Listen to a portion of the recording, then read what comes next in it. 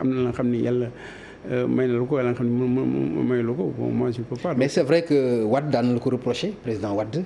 man xam ne damay recevoir nit ñu bëri bëri ba président Wade quelquefois dan ma mën a nekk Douai wala mu nekk Paris bëgg ma jot fekk mu nekk benn réunion wala recevoir yeneen nit ak yu mel noonu loolu ça c'est possible. en plus aw ma ku may téel téléphone man maay téel sama bopp téléphone aw ma secrétaire bu mu koy téel. c'est-à-dire ku nekk benn téléphone la ñu yor mais nit ñi koo ci woo da nga koy jot mais mënuñu wax par exemple ni ñu ko waxee ba nga xam ni dafa nekk lu loolu bëggoon naa comprendre lan la. c'est-à-dire da nga allergie ci téléphone wala lan la. mais nit ñu bëri ñoo ngi may jot de yow jot nga ma mais extra nit ñu bëri ñoo ngi may jot. mais il faut ñu am ay contournement jaar fii jaar fële. non souvent non man su ma am na numéro yoo xam ne enregistré mu leen. ci contact yi hein. ok bon à ce moment là il faut ma xam kan moo may woo sinon man beaucoup de gens m'appellent. d'accord il y a au moins des centaines de personnes yu may woo par bés bu nekk. donc bon souvent sama xamul nit gi il faut ma xool kan la avant ma tontu wala ma xool message bu ma envoyé. merci c'est ça la beaucoup difficulté mais. merci jërëjëf kon ñu fàttali rek tey Oumar Sarr mooy suñu gan ci seen émission Faram Facce monsieur le ministre ci feebar bi nga xam ni moo xew ci réew mi dafa mel ni testé nañ la ci positif. ba nga siiwal ko. naka la demee woon loolu Covid bi. waaw xam nga bon xëy na yàlla moo ko tuddoon rek mais man maa ngi doon jël sama précaution yëpp avant may jot feebar bi xaw ma nag nan laa ko ba léegi xaw ma nan laa ko fan laa ko amee fan la ma dalee xaw ma ko ba léegi et puis bëgguma ko sax yenn saa yi da ngay xool di xalaat di wax xëy na jaar nga fii wala jaaran nga fii. mais am na fu la sax lu la sa xel jox. foo xalaat ni après da ngay bakkaar rek parce que doo xam nga lu ñuy wooye ñi nga xam ne du ñu asymptomatique comme man amoon dara lu feeñ si man ni amoon naa feebar boobu. c'est difficile nga xam kan moo la ko jox. donc da ngay xam ne xëy na yàlla moo waxoon daa ko am rek nga après nga am ko mais jëloon naa avant man sama précaution yëpp. ok xamuloo kan moo la ko jox mais yow ñàkkul am na ñoo ko jox yow. non heureusement yàlla xamoon tam bon dama sant yàlla bu baax a baax parce que en tout cas si sama kër ñu nekk sama kër yëpp testé nu leen kenn amuloon wàllu mu kenn. d'accord ma sant yàlla si loolu. d'accord nan nga ko dundee.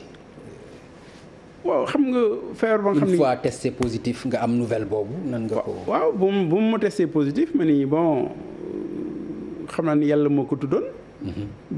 gëm yàlla sant yàlla. nii lu nekk mën na si xew après xam ni aussi adduna loolu aussi hein. d'accord. Bon mais ensuite dem hôpital bon pour man du feebar ba nga xam ni war naa rus dara wax ko wala am gàcce wax ko donc dama ko balaa nit ñi ñenn ñi di ko wax ñii di ko téléphonante di ma ne leen bon vraiment feebar naa maa ngi hôpital xaar ba ñu test ma négatif wala leneen am mais ñëpp xam ni fa mu nekkoon amul dara vraiment lam si rus. d'accord ban enseignement nga ci tiré ban message nga ci mën a def aussi ci loolu. bon d'abord comme ni mu ko waxee damay gërëm quand même ña nga xam ni ñoo ngi liggéey ci hôpital yi ñoo ngi liggéey jàppale bu baax nit ñu feebar ñi am na solo trop parce que ñu xam seen liggéey la aussi hein bon man xëy na gis naa ñeneen ñu gënoon sonn parce que man amoon ay symptômes. mais gis naa leen vraiment seen liggéey ñu xam ko jàpp bu baax nit ñi di leen recevoir comme il faut je sais que c'est difficile mais vraiment gis naa loolu ensuite il faut que nit ñi continuer ji jël seen précaution parce que feebar boo xam ne mën na gaañ lor na déjà ñu bare mën na gaañ nit donc il faut que ñu jël seen précaution bañ a quelquefois da ngay foo defee benn erreur rek ni xëy na tey jii mën naa bañ a jël masque bi wala mën naa bañ a diw fekk na xëy na bés boobu ngay am feebar bi donc il faut vraiment ñu jël précaution yi. ci ñaata fan nga ci tëdd aussi. bon mën naa wax à peu près 15 jours hein. 15 jours waaw. ok 15 jours. traitement yi waaw traitement yi bon je pense que traitement yi traitement yi maa ngi commencé fàttali yàggul de. mais traitement yi je pense fukki fan la. à peu près hein mais maa ngi woon hôpital hein ba ñu test ma ñaari yoon négatif. maa ngi woon hôpital Fann. d'accord donc durant ce jour traitement bi yëpp hôpital Fann nga ko tëdd. oui. d'accord ça nous permet ñu mën a def ñu waxtaan un peu ci gestion Covid bi. nan nga ko gisee ci plan national bi décision yi ci président jël. waaw d'abord damay je pense sant bu baax président bu mbir mi démarré bu Covid bi démarré woo na acteurs yëpp. Bon woo na ñëpp les partis politiques les syndicats la société civile enfin les marabouts woo na ñëpp daal. waxtaan ak ñoom ni yan mesure la war a jël. Bon si loolu man sama bopp dem woon mais sunu kuréel FRN am na quand même ku demoon moo tax Soura mu nekk coordonnateur FRN demoon na représenté ñun ñëpp parti politique yu nekk opposition. Bon yooyu nag je pense am na solo boole si nit ñi xam ni lu dal Sénégal yëpp lu dal àdduna yëpp la. Donc il faut que ñu boole si. loolu ci mesures yu njëkk yi la mais après am na yeneen mesures yu ñu jël. ci résilience bi ak voilà ni nga xam ni noonu la ñu jàppee pour dimbali nit ñi ci kit alimentaire yi ak ci li nga xam ni moo jëm ci wàllu santé ak yooyu yëpp. waaw am na ay mesures yu je pense yu am solo man suivre ma bokkuma ci commission yi nga xam ne ñoo ngi gérer. mbir yooyu donc mais je pense en tout cas si la ma xam déjà je suis maire Dagana donc am na nga xam ne ñoo ngi koy gérer au niveau des communes ak yu mel noonu bon si la ma xam y a eu beaucoup d'efforts yu état bi def quand même pour jox nit ñi ay ndimbal ay kit ak yu mel noonu. ñun sax bon maire yeeg ak yenn responsable yi fexe nañu ba dugal si aussi suñu loxo dugal donc ay ndimbal aussi mais ndimbalu état moo ëpp téeméer yoon. ndimbalu responsable politique yu gis naa ko. donc pour yow gestion bi RAS rien à signaler. xam nga RAS mooy gérer gis nga bu baax man defuma audit boobu. waaw mais ci gis-gis li nga gis laay wax loolu laa lay laaj xam naa ne def la audit. waaw si la ma gis je pense que bariwul ay rëq-rëq sûrement am na ay rëq-rëq mais si la ma gis man. d'accord gisuma loolu. d'accord dinaa si ñëwaat monsieur le ministre. ñu jaale Cheikh Sadibou Fall. waaw sa natango la woon ci gouvernement. ngeen bokkoon parti xamoon nga ko bu baax moom. oui Cheikh Sadibou sama xarit la woon d'abord. Bien sûr ñoo nekkoon maire en 96 bu mu nekkee maire point E. maa ngi nekkoon maire de la commune de Dagana. mais ci ban bannière nga nekkee woon maire Dagana yow. PDS toujours PDS toujours ah. ok d'accord. mosuma am beneen parti. d'accord ba léegi. ok. donc moom aussi en ce moment là mu nekkoon maire PDS en 96 donc ñu amuloon maire yu bare en 96 donc foofu ñu gën a am suñu relation ensuite ñu tase si gouvernement bi tase si parti bi bon xamoon naa ko bu baax a baax. nekkoon suñu xarit bon souvent demoon naa point di ko seet si wala di ko jaalee si. bu yaayam jógee àdduna wala bu rakkam jógee àdduna bon yoo xam ne bon sunu xarit la bon mi ngi woon PDS sauf xëy na dernière période bi aussi bu Karim ñëwulee xëy na demoon na def na leen mais sinon depuis avant en tout cas si PDS laa ko mos a xam. d'accord ci qualité nit ki. waaw ku baax la xam moom. ku baax la ku bëgg àdduna la soo gisee mi ngi ree mi ngi foo mi bon man noonu la ko xamee c'est-à-dire ku mën liggéey aussi bëgg liggéey bëgg nit am na xam ne moom du si dugg trop xëy na gis ñoo na souvent quelquefois ay télévision yu mel noonu mais souvent du dugg si ay xeexu ay yenn du si musuma gis mu si bi suqali taxawee ban gis-gis la ci amoon waxtaan ngeen ci mosu leen ci wax lan moo ci nekkoon position. déjà boobu déjà moom génnoon na PDS bon donc mi ngi woon je pense si di liggéey ak mouvance présidentielle mais bi mu taxawee lan ngeen ci waxtaan quand même. waaw man sama xarit la man moom mën noonu wax lu nekk xam nga man nit mën nga bañ bokk ak moom gis-gisu politique mais du sa noonu. donc man noonu laa mën a mos gis moom sama xarit la woon avant ñu nekkoon si biir PDS ensuite moom bu mu génnee taxul mu nekk sama noonu donc moi soo ñu gisee dañuy waxtaan mais comme vraiment. Cheikh Sadibou. voilà ñu fàttali ni nekkoon na itam ambassadeur nekkoon na fi ministre. fekk naa ko man bu ma nekkee ministre fekk naa ko Italie mu nekk foofu ambassadeur.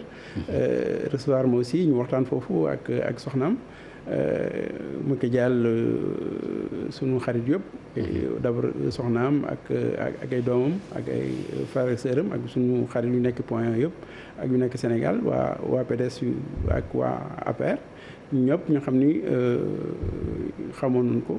Je pense suñu xarit la woon ñëpp vraiment nit bu simple la woon waaw. merci beaucoup man pour man c'était important rek ñu rendre ko hommage itam. oui absolument fàttaliku ko parce que man aussi maa ngi fàttaliku ci plateau yi nga xam def naa ko fii. mu ñëw bokk ci yooyu plateau.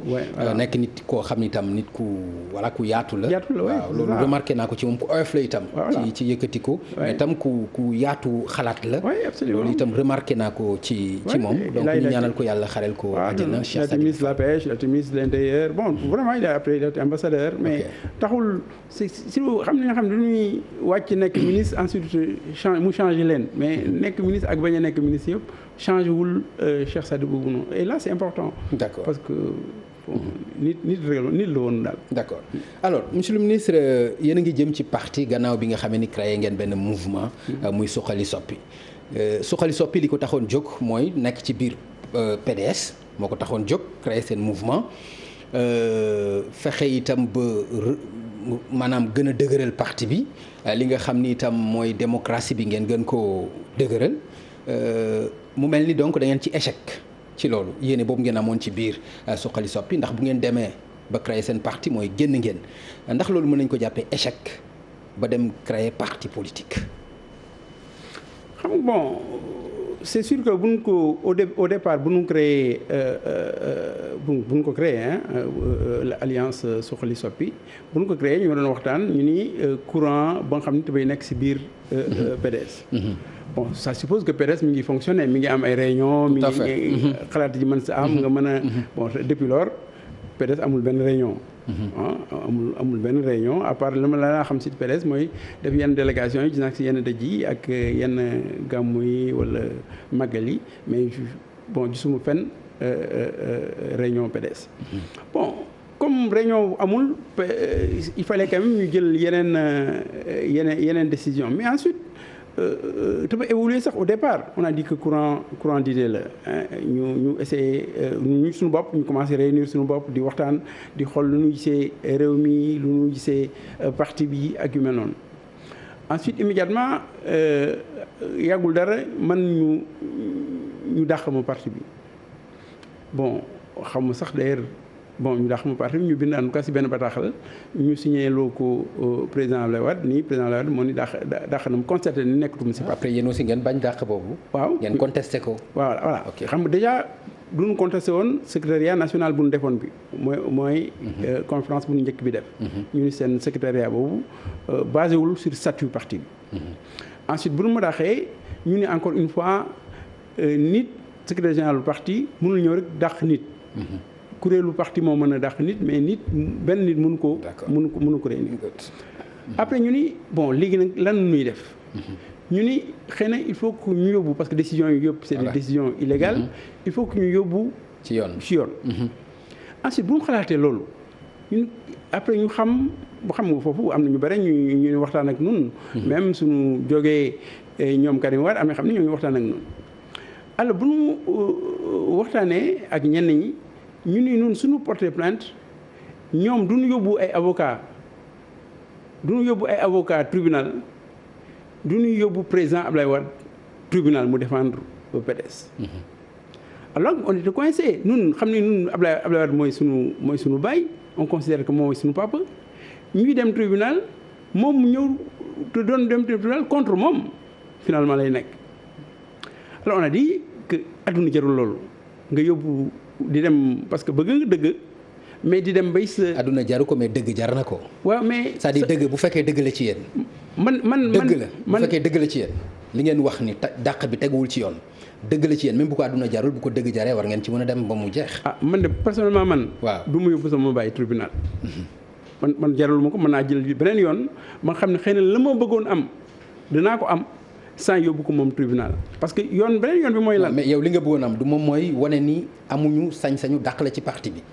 waaw mais par exemple secrétaire général national bi amul droit dàq la ci parti bi. du loolu nga bëggoon mu leer. léegi fan nga mën a jaar pour loolu nga am ci dëgg.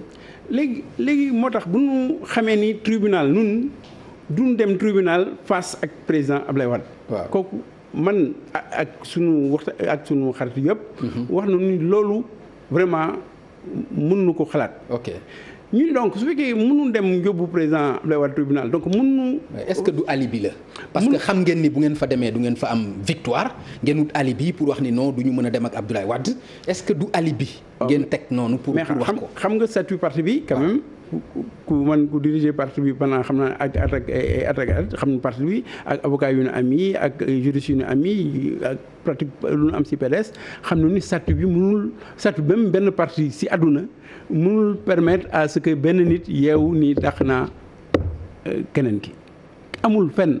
il faut au moins yóbbu la conseil de discipline wala conflit wala lan mais benn nit mënul am droit boobu mais su ko ne am na droit boobu sax il faut que ñu porter plainte contre parti boobu parce que parti boobu nekkul un parti démocratique et suivant la constitution du Sénégal bon mais bu ñu wax si loolu pour ñun man wóor na ma ni këyit boobu xëy na président Abdoulaye Wade bindu ko mais c'est pas grave ñun même su ko bindoon wala bindu ko wala nit moo ko bind ba pare jox def si turam mais nun mënun nga baal ma mais vraiment yaa ngi wax yoo xam ni man daf may jaaxal parce que soo bëggee des ba tey ci këyit bi est-ce que président moo ko bind est-ce que bindu ko alors que président mi ngi dund yaa ngi koy dégg li mu bëgg a régler mi ngi koy régler est-ce que loolu logique na ngay dem toujours ci dynamique boobu.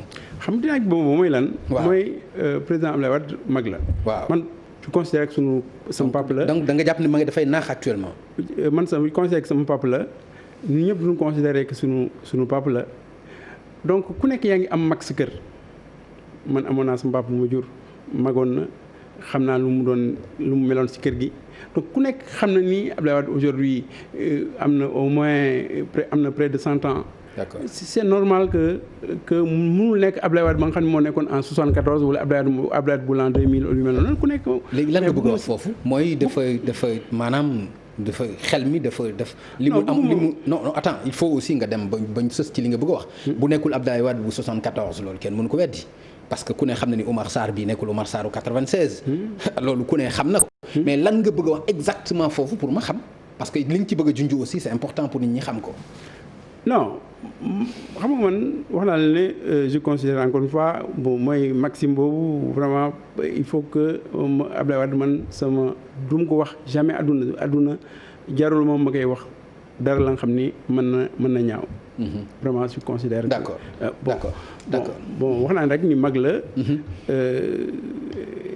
bon loolu foofu laa mën a yem si wax boobu. d'accord monsieur le ministre mais mag la. sa papa la comme ni nga koy waxee mais pourtant bi mu la waxee bul dem ci dialogue national bi nga xam ni dem nga si faalewuloo ko da nga dem lan moo tax aussi nga egg ak moom ba foofu ba loolu itam bokk na ci li nga xam ni mën nañu jàpp ni indi na parce que dafa mel ni affront la bu mu lavé ci seen diggante ak yow personnellement mën nañ ko jàppee noonu. non xam nga bon ko xam man bëgguma revenir toujours sur ça mais ba ma demee dialogue national avant ma dem dialogue national waxtaan noonu naa ak président Abdoulaye Wade bay président au départ joxoon ma accord am. au départ nga ma wax à l'arrivée.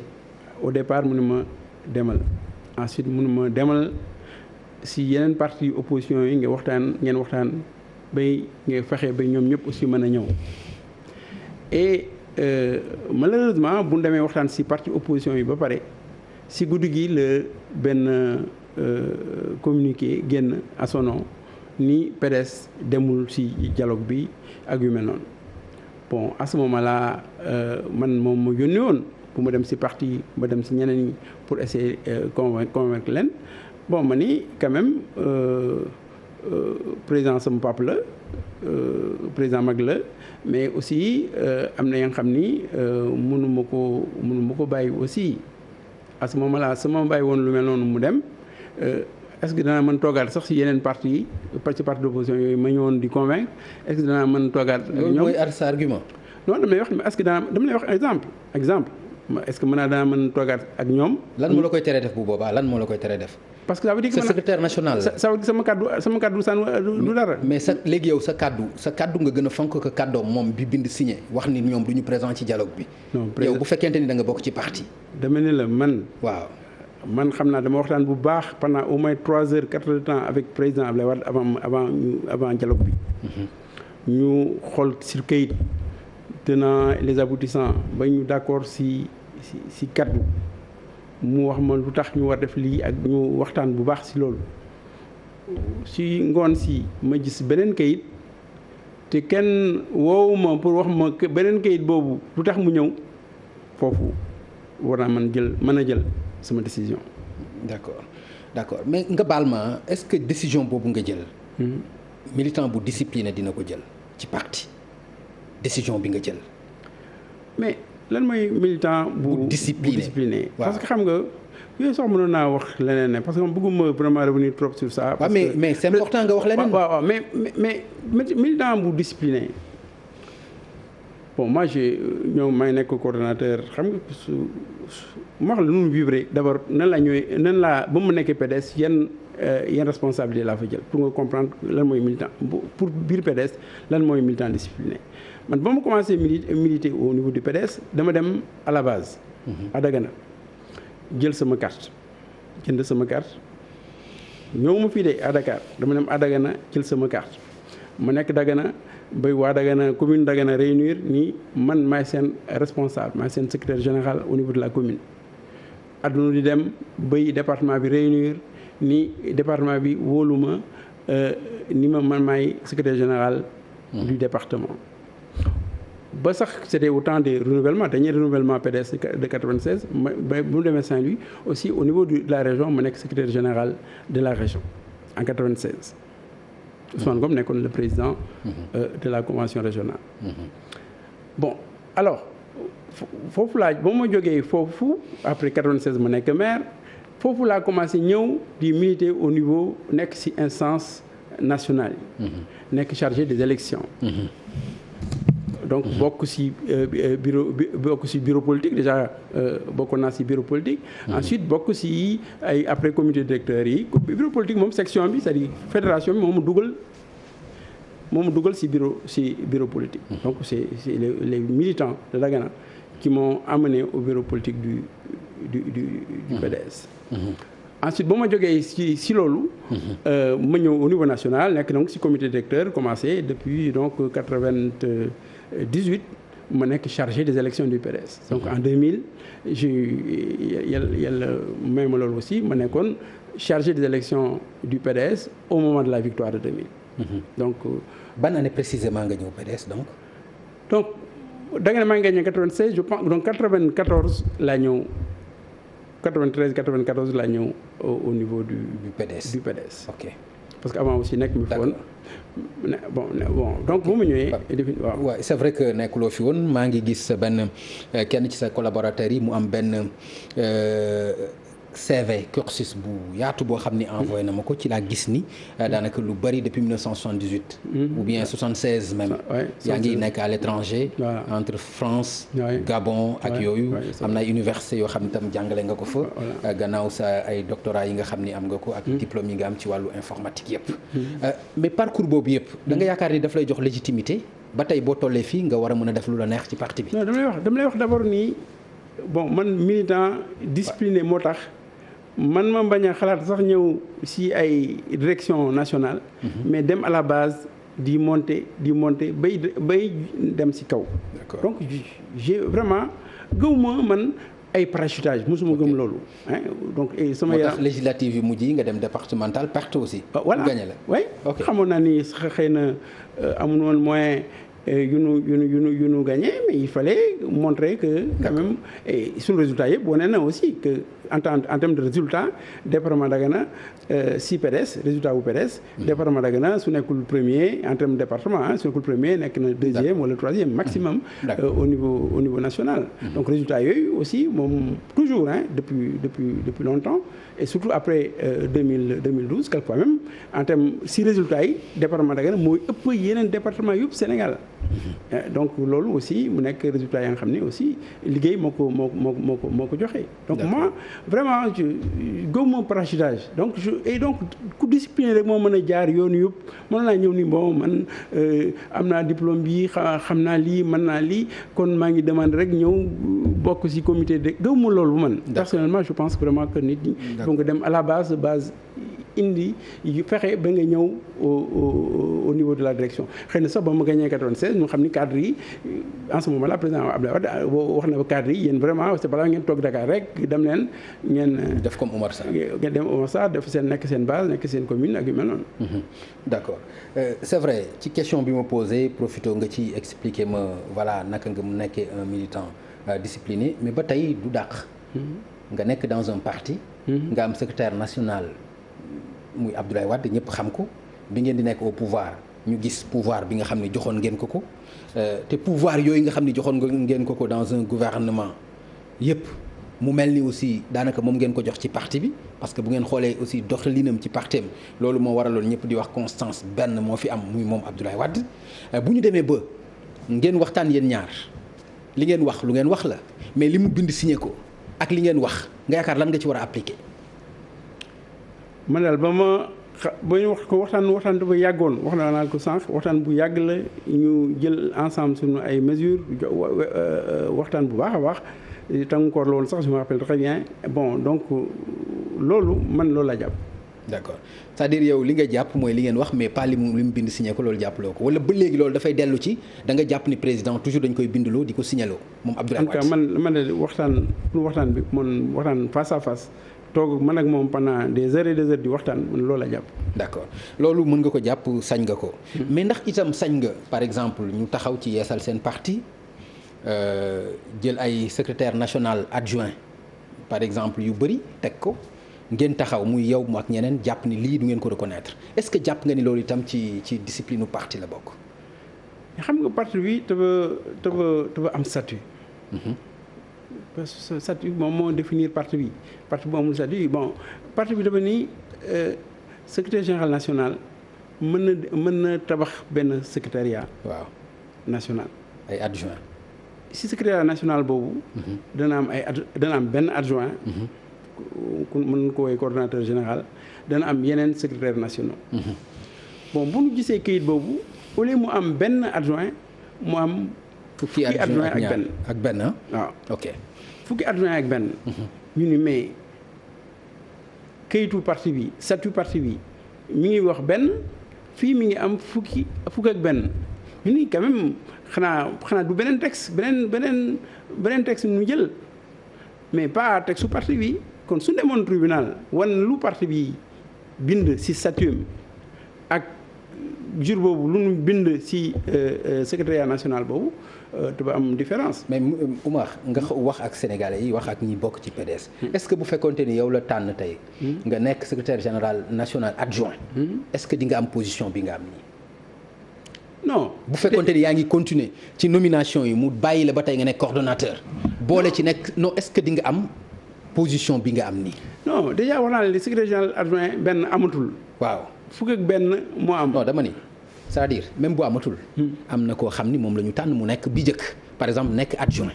amatul. non li mu bëgg a wax mooy Bara Gaye laa bëgg a wax. non soo xoolee bu baax lu ñu bind du nii am na fukki adjoint ak benn boobu amul kenn ku ëpp. tout à fait. grade wala morom. peut-être xanaa ki gën a âgé rek. waaw ñu ni nag fukk ak benn noonu. collège ñu koy def. et suñu defee collège première réunion bi ku gën a âgé moo koy. diriger et ensuite ñu toppandoo par ordre alphabétique après. loolu ñu bind si kii boobu décision boobu. ba nga xam ne moo defar secrétariat bu bees boobu. donc amatuloon. adjoint du ñuy collège d'ailleurs sax soo xoolee baax si biir ñoo ngi bind tous les mercredis à 15h waroon def benn réunion à la permanence nationale bon musul am réunion boobu musul am collège boobu musul am dara musul am mais xëy na du ndewoon def loolu moo wane ni secrétariat boobu c'était pas pour PDS mën a liggéey c'était pour vraiment fexe ba ñenn ñi bañati am baat si biir PDS. ah bon su fekkoon ni par exemple continuer na di liggéey. ci continue liggéey daan am résultat daan xëy na ñu d'accord ñu bañ a d'accord ñun à ce moment là suñu responsable yi nga xam ne ñoo ngi si biir PDS à ce moment là daanu gën a mën a fësal seen ay kaddu. mais monsieur le ministre dafa am loo wax ah. te yaakaar naa di nga ci gën a avancer. parce que da nga ni collège boobu ñu def dañ ko def pour am ñoo xam ne ñenn ci ñoom dootuñu am baat ci parti bi moo tax ñu jël décision yu mel noonu loolu nga wax lan moo tax nga wax ko. non dama ni bu déjà amul benn rek def nañu secrétariat national boobu depuis loolu amul benn réunion secrétariat national boobu. jamais secrétariat national boobu c'est xam comme ñaata nit la c'est illégal aussi le nombre mais c'est pas grave mais donc ñu musul am réunion duñ ko bind musul am benn réunion ba léegi secrétariat national boobu. benn réunion musul am. ensuite si biir ñu ni am na collège u adjoint que chaque mercredi war nañu réunir et cetera loolu musul am. à la permanence nationale. donc ça veut dire que lu ñu bindoon loolu amul dara lu ko dëgëral. mais parce que bari na ci yéen ñoo xam ni defoon nañ leen ay secrétaire général national mais te ñooñu gis nañu seen position mais pour ñu def une réunion il faut ñu xool ñooñu dañuy ñëw wala du ñu ñëw daan mooy xew est-ce que yaakaaruloo ni loolu moo nekk. am na ñoo xam ne du nii ñoom ñu dindi leen. si secrétariat national bi. comme maître Amadou Sall loolu la wax. waaw moom ak Babacar Gueye am na yenn responsable yu bind nii. Koulim Dioum ñu nii bon ñoom bëgguñu bokk si secrétariat boobu. mais ñeneen ñi nga xam ne ñoom bàyyiwuñu. mais ba léegi amul benn réunion. ça fait 1 an. ça veut dire donc pourquoi ñu def kuréel boobu indi coow loolu lu tax ñu def ko. lu ko def rek mais wax nga ko li tax ñu def ko yow wax nga ko. waaw mooy loolu. donc mais da nga koy assumer rek assumer ko nga wax. non assumer naa ko man bu baax a baax. on a ni c'était pour wane rek xam nga pour génne ñenn ñi pour génne ku mel na man déjà ma secrétariat bi kenn bokkuma si.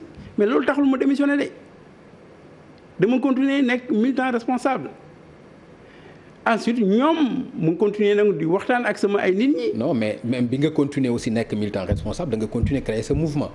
non bu ma nee même secrétaire national bi ba ma demee dialogue national mais président Abdoulaye Wade recevoir na après 2 fois mais président Abdoulaye Wade si lu mu wax te ni moom bon vraiment bëggu woon nga dem. acte indiscipline la mais vraiment ak la nga def ci parti bi yëpp et tout ça vraiment man bëgguma vraiment ñu séparer wu loolu moo waxoon naa donc dinaa defar secrétariat bi mais en tout cas yow sa place mënu daa ko dinaa fexe ba nga garder ko bon loolu la moo waxoon ni mais avant mu def leneen dan ma woo ñu waxtaan naat bon ba léegi après woowu ma ñu waxtaan si yenn mesures yu mu mujj jëli mais c'est pas grave l'essentiel c'est que man xam naa am naa expérience politique quand même kenn mënul wax ni amoo expérience politique le fait que depuis 2012 jusqu'à 2019 disons que man maa nekkoon le secrétaire général adjoint le coordonnateur réel du PDS disons. ba pare nag aussi nekk ko décision yu bëri nga jël ko oui parce que maa ngi fàttaliku Serigne Mbacké Ndiaye bi mu créé courant am na ay positions yoo xam ne jëloon nga ko ci. oui ouvertement aussi. oui mais am ko xam parti moo mel noonu mën ngay moom mën a créer courant mu wax lu mu mën a wax défendre lu mu mën a défendre bon donc ça j'ai pas de problème man avec ça donc pendant donc 2012 à 2019 donc ça fait 7 ans à 8 ans yi nga xam ni nun ñoo yore parti bi et daj si lu nekk. Et ensuite. mais am ci lu nekk aussi lan la ñu si am. mais non doo ma ni daj ci lu nekk aussi ñaata yoon nga ci nekk ministre de la République aussi. non en tant que coordonnateur non c'est après 2012 laa nekk coordonnateur pour nga xam ni y avait plus. mais loolu laa lay wax nii yow itam. y avait plus de période boobu laa nekk coordonnateur. je dis donc secrétaire général adjoint après 2012 bu ñu perdre pouvoir donc y avait plus de poste de ministre. j'ai été bien sûr am na ay responsables yu ma amoon bu nekkee ci gouvernement bi. kooku am na liggéey yam fa def ça je ne le conteste pas ñoo gërëm na nu toujours président Abdoulaye Wade sur responsabilité yooyu mu joxoon nu bu nekkee ci nguur gi. bu nu génnee ci nguur gi am na ñu bare ñu def leneen mais nun duñu toog ci biir opposition ànd ak moom. ànd ak moom ba ñu def Karim Wade candidat ci élection président ñu ànd ak moom ci loolu. parce que président Abdoulaye Wade moom vraiment duñ bëggoon gën ko jàppale ñu ànd ak moom si loolu. défendre ko ñu bari si ñun dem nañu si prison ñi ñu def seen liggéey ñi et cetera am na lu bëri. léegi Oumar Sarr ak tout ça ay problème de texte mooy seen problème su ma comprendre bu baax parce que problème de texte laay wax moom mooy sa problème moom moo tax ngeen génn PDS moo tax ngeen créer seen mouvement moo tax ngeen créer seen parti politique est-ce que ay problème de texte war na mën a tax loolu am seen diggante ci ànd boo xam ni de 94. ci li nga ma wax. ba tey jii. est-ce que jàpp nga ni loolu logique na ci ànd boobu. ay problème mu non secrétariat national bi warul demee nii ay non lii la war a demee pourquoi mu waxoon ma man personnellement dama war a garder son poste comme coordonnateur defu ko yaakaar nga argument boobu loolu doy na pour nga jël décision bu mel nii yow ak ñi nga àndal.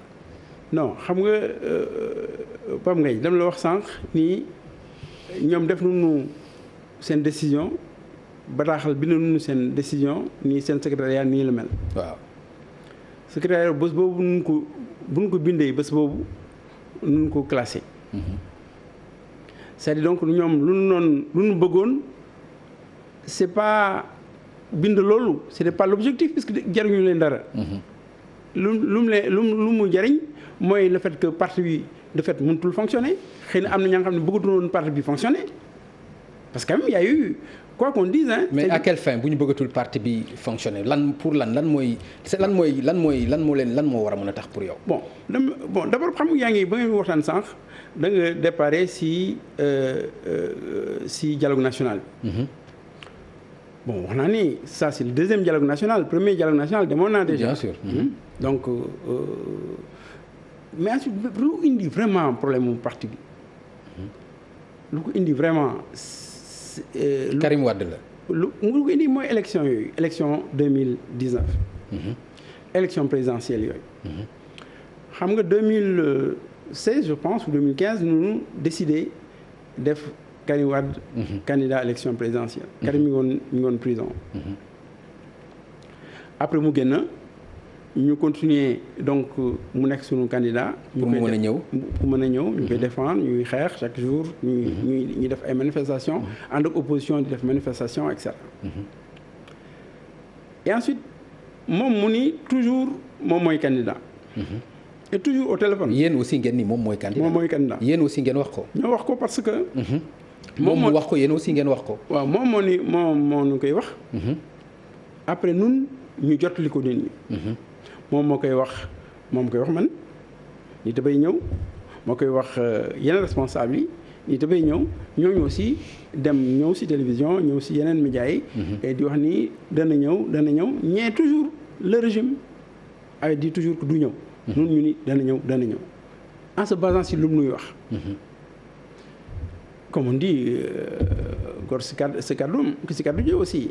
parce que bu ñëw man tama waxoon ni moo ñëw mën naa ko wax parce que xam nga waxee da yenn yi ñu ni bon. allez-y.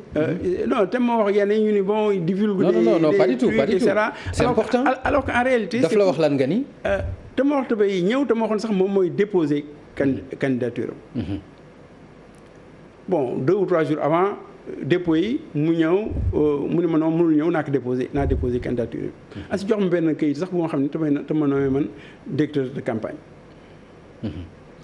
bu mu ñëwlee laa xam ni déposé candidature laa xam ni du ñëwati xam naa parce que ma wax dana ñëw après mais dana ñëw après pendant la campagne laa xam ni du ñëwati parce que l'objectif c'était quand même mu déposer candidature am.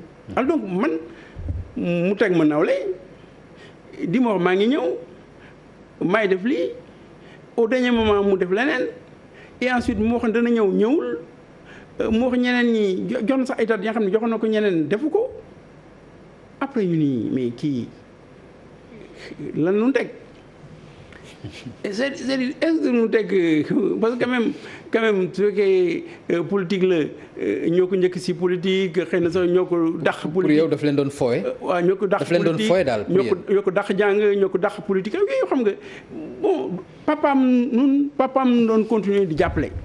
bu mu ñëwee nag donc di ñu wax en réalité après ñu analyser ñu ni mais lu mu bëggoon am mooy ñun ñu gëm ni dana ñëw. ñun responsable yi ñu gëm ni dana ñëw. fekk moom au départ xamoon ni du ñëw. parce que ñun su ma xamoon ni du ñëw daan jël yeneen matukaay.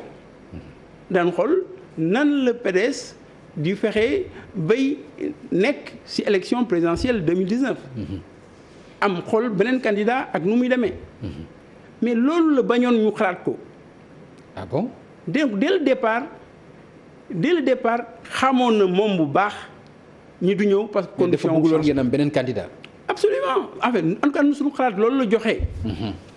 nii donc dès le départ nu mu doon nax wala te nu woon nawle wala yaakaar ni daal nun daal mën nga jaar si suñu kaw sans si dara du lu si fekk. donc loolu moo indi en réalité cassure bi c'est ça loolu moo indi cassure bi. c'est que nax nu pendant xam nga combien d'années et ensuite au dernier moment. ñëwul mais ñëwul ensuite au lieu mu ñëw jour boobu ñu koy xaar mu dana ñëw joxe benn date mu yónni papaam. papaam xam ne am na 80 à ce moment là am na 95 ans xam nga 80 presque am na 100 ans. mu yóbbu papaam à cet âge là mu ñëw nekk si naaj wi nekk si truc pour dire que Karim doit être candidat alors déposer une candidature ba pare. donc c'est ça. léegi c'est ça la base. monsieur le ministre ku la dégg sax dina xam ni am na lu la ci naqari ci loolu. ah oui am na lu la ci naqari. mais man dafa am lu ma ci jaaxal li ma ci jaaxal mooy koo wax ni yow yaa ko dàq jàng yaa ko dàq politique ngay xool ba mu lay nax est-ce que logique na. waaw moo tax man la xam nga nit. bu ñëw ni la est-ce que logique na. non mais xam nga yow yaa ma ko wax. waaw dama lay wax yaa ni ma yéen a dàq jàng dàq ko politique ngeen di xool ba mu leen di nax. xam nga ñun wax naa la ba may waxtaan si candidature bi dama ne la.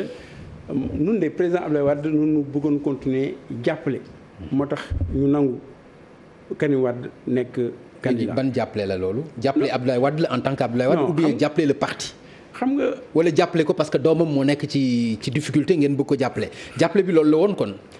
xam nga waaw mel na xam nga bu ñu koy wax naa la sànq nii bu ñu koy def candidat mi ngi woon prison. c'est important mi ngi woon prison. papa moo doon ancien président de la République nekk suñu responsable politique doomam nekk le seul politique ba nga xam ne dem na prison secret yi donc pour ñun war nu woon duñu war a fexe bay gën a suñu jàppale gën a fës suñu jàppale Abdoulaye Wade gën a fës loolu tax mu bu ne ñenn ñi di wax doomam ñun waa doomam xëy na loolu suñu ko jàppalee doomam ñëpp gis ko xëy na dana gën a fës suñu mbëggeel suñu engagement quoi affaire de sentiment la woon quoi suñu affaire engagement de sentiment la woon doon affaire de politique. suñu engagement si Abdoulaye Wade gën a fës. ok donc c'est pour Abdoulaye Wade mais su ko ne ay. c'est pas pour le parti. non le président Abdoulaye Wade c'est le président Abdoulaye Wade qui était le secrétaire général du parti. et qui était quoi qu'on dise que Abdoulaye Wade non quoi qu'on dise wax naa la sànq ni Abdoulaye Wade mi ngi maxi yàlla rek moo xam. mais mi ngi maxi et nous vraiment si année yooyu nous bëggoon nañu vraiment mu gis nu suñu engagement à côté de lui pour. waaw d'accord donc à ce moment-là nekk président du Sénégal léegi monsieur le ministre. président mi ngi maxi mi ngi gën di maxi xam nga mi ngi gën di maxi comme ni nga ko waxee mi ngi gën di nekk mag mais terewul da ngeen indi ay problème ci biir parti bi jéemu leen def dara pour mën a retourner waat ci parti bi pour gën ko mën a assister. gën ko mën a jàppale da ngeen créer beneen parti ngeen dem seen yoon est-ce que loolu yaakaar nga ni logique la ci ñu jàpp ni dañu war a épauler góor gi ci moment yi mu nekk nii. xam nga léegi duñu xalaat wax naa déjà man dul ma dax parti bi ñenn ñi ñu fexe bay du amatu noonu nombu tànk yu mel noonu mais tey jii lan nga mënee xam nga PDS lu taxoon mu xeex pendant des années à partir de 74 suñu nit ñu bare bokk nañu vague bu 74 boobu un peu plus tard il y a des jeunes aussi beaucoup de jeunes mais ñu bare bokk nañu si vague boobu. bon donc tey jii pour jàppale Abdoulaye Wade mooy jàppale lu tax mu doon xeex démb mooy jàppale libéralisme social lu doctrine ba nga xam ni mi ngi si biir PDS loolu comme cadre PDS tey. joxuñu ko mënuñu ko jox ñu créer beneen parti ba nga xam ne mën na défendre loolu gën a dëgëral loolu moo gën a am solo tey. d'accord mais monsieur le ministre nga baal ma mais man pour man li nga wax ci candidature Karim Wade loolu aveu la c'est-à-dire aveu bu doy waar la parce que candidat bi tegul woon ci profilu Karim Wade que mooy candidat bi et tout mais dafa tegu ci problème mu sentiment.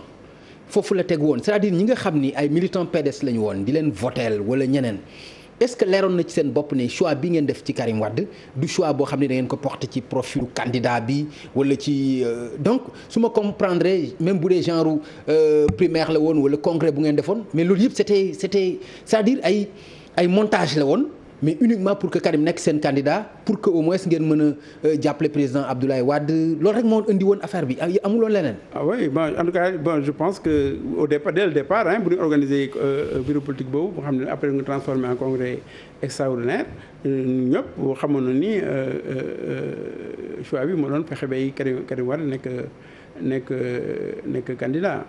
si loolu ñu gën a jàppale firnde sunu cofeel ak président Abdoulaye Wade. d'accord mais kon loolu moo tax ma dégg d'après li ma lire dans la presse yi nga wax ni PDS dafa nekk parti de héritage ci papa ba si doom est-ce que noonu nga ko waxee. waaw c'est-à-dire non du man maa ko wax déjà c'est-à-dire que kooku suñu déclaration la. buy def déclaration bu ñuy wax ni dañuy créer parti du ni parti bi mënul nekk ay succession mu nekk d'évolution monarchique c'est-à-dire que nga xam ni su papa paree jox doom mu nekk chef du parti bi doom ba su paree jox doomam mu nekk chef du parti bi. loolu mais Oumar loolu bi ñu koy bind waroo ci woon sax nekk ko signataire. parce que non li tax moom mooy. yow wax nga ni personnellement yéen choisir Karim Wade pour mu remplacer papaam wala pour mu nekk seen candidat. candidat pour mu nekk non même chose la pour mu nekk candidat alors que ñeneen nekk nañ fi yow ngeen porté choix boobu ba pare yemu leen ci porté ko rek de da ngeen ko porté assumer ko campagne ko xeex ko. mais est-ce que loolu naka nga koy defee pare nga taxaw ni non parti bi warul nekk parti boo xam ni parti dono la jóge ci papa ñëw ci doom. est-ce que am na cohérence Oumar. non xam nga moom moo tax ma ne mu am solo trop waxtaan woowu xam nga mooy candidat ak chef de parti bon pour ñun suñu xalaat parti démocratique bokkuñu c'est-à-dire du même rôle mën nga nekk chef de parti gérer sa parti am. yeneen candidat ou beneen candidat un peu comme ça se passe xam nga gis nga en France par exemple chef de parti bi dafay nekk chef de parti ensuite mu am ay primaires ku bëgg nekk candidat et cetera donc il y a une différence am na différence ba nga xam ni am na entre chef de parti bi ça veut pas dire que yaa nekk chef de parti kay ngi nekk candidat à élection présidentielle. loolu leer na mais xam nga ni loolu du suñu culture ñun. non mais fii xam nga ni chef de parti bi toujours mooy candidat bi. waaw mais cette fois-ci ñun. ñu def nit ba nga xam ne nekkul woon chef de parti bii. car ni woon suñu chef de parti. mul nekk sax suñu chef de parti. bon donc mais par contre loolu ku mën a nekk seen candidat mën a nekk seen chef de parti. non mais bu ko waxee noonu. waaw non xam nga ni ku mën a nekk seen candidat mën a nekk seen chef de parti aussi. du ma soxla muy xuloo si loolu. non mais waaw mën a nekk. mais en tout cas du doon suñu choix. ok suñu choix moo doon mu nekk suñu candidat. mais du mu nekk suñu chef de parti. ok. c'est ça moom suñu donc pour nous y a une différence nette mënoon nekk candidat wax na lu kenn yenn condition nun ko jëlee nun ko nommé enfin nun ko élire plutôt nun ko élire fal ko candidat si élection si élection yooyu donc si suñu congrès extraordinaire boobu condition yooyu bon c'est quand même important mu ngi woon prison papaam nekkoon si yenn conditions yi parti bi nekkoon si yenn conditions yi ñu xalaatoon ni sunu engagement c'est-à-dire sunu cofeel si Ablaye Wade war nañu may. d'accord loolu. mais mi ngi woon prison da nga koy wax tout le temps génnam ci prison aussi am na rôle boo ci joué. ban rôle la ci génnam ci prison moom Karim Wade. bon xam nga waxoon naa si benn yoon te ba lu tax ma waxoon ko. mooy ñoom duñu bindoon rek ñoom di wax Oumar Sarr na wax ndax gisul lettre ba non ndax gisul Macky Sall. ok ndax Oumar Sarr na wax kañ la nga gis Macky Sall wala mel noonu benn lettre benn conférence de presse bu ñu defoon bés boobu ñu amoon suñu conférence de presse. xam nga foofu laa waruma ko xëy na sax waruma ko woon wax xëy na sax non dama ni bés boobu sax xëy na waruma ko woon wax. mais comme ñoom ma posé woon question boobu. di ma wax ndax mos nga gis. Macky Sall. J'étais obligé mën leen oui mos naa gis Macky Sall. te lu taxoon ma gis Macky Sall amoon beneen soxla si Macky Sall lu mu taxoon ma gis Macky Sall benn point laa amoon moo doon libération. Karim Wade loolu rek moo taxoon ma dem gis ko ba ma waxtaanee ak Karim Wade ba pare. loolu jur na ensuite après am daf jaarlu ci dialogue bi am na ak yeneen développement mais fondamentalement loolu moo taxoon. mais loolu da nga ko def te Karim Wade santu la ko. si man santu la ko. non man Karim Wade ñoo ko décidé. non déedéet c'est-à-dire yow yaa ko def ci sa propre gré. non dama dem wax naa ko xam man bëgguma détail parce que parce que passé noonu loolu ba pare mais détail bi mooy dama si prison man ak moom nun waxtaanee ñu waxtaan si décision boobu ma waroon jël pour seeti ñu d'accord si pour ma seeti président Macky Sall bon donc def naa sama devoir su ma ko waroon def leneen aussi ma def ko. D'accord. mais bon je pense que c'est loolu du tax ma si bàkku wala yu mel noonu bon. sama liggéey la woon te xëy na amoon naa possibilité boobu bay mën ko rencontrer bay mën a waxtaan ak moom moo jur loolu am si sant yàlla rek. D'accord mais lan moo ci indi affaire lettre boobu ñu doon wax Rebeuss lañ ko bindee ak yooyu lan moo ko ci indi. amul benn lettre Rebeuss amul lettre amul benn demande de grâce. non ah si non. ah si ah non comprendre ma. non man dama wax si loolu xam nga lan ngay wax si affaire bu demande de grâce ak yooyu demande de grâce Karim Wade signé ko. signé wul donc demande de grâce donc noonu ko libéré si après ñu waxtaan ak ñun war a waxtaanal mais c'est ça. bon d'accord alors monsieur le ministre créé ngeen seen parti muy nouveau parti démocratique est-ce que loolu du cokkaas aussi du tooñ quoi ku ne xam na ni parti démocratique Sénégal la ñuy wax mënoon ngeen am beneen sigle mënoon ngeen am beneen slogan mais est-ce que xalaatuloo ni nouveau parti démocratique xaw na nekk provocation aussi.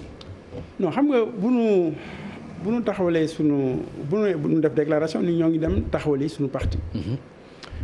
suñu mouvement bi mi ngi tudd donc. alliance Suxali Soppi. ñu ni donc duñu dem créer suñu parti daan def ñoo ngi si là duñu créer ay commission am na commission moo xam ne dafay liggéey si règlement intérieur statut ensuite commission moo xam ne dina liggéey si suñu programme. si programme bu ñu war a am programme fondamental suñu ensuite beneen commission moo xam ni dana def suñu plan d'action yi nga xam ni.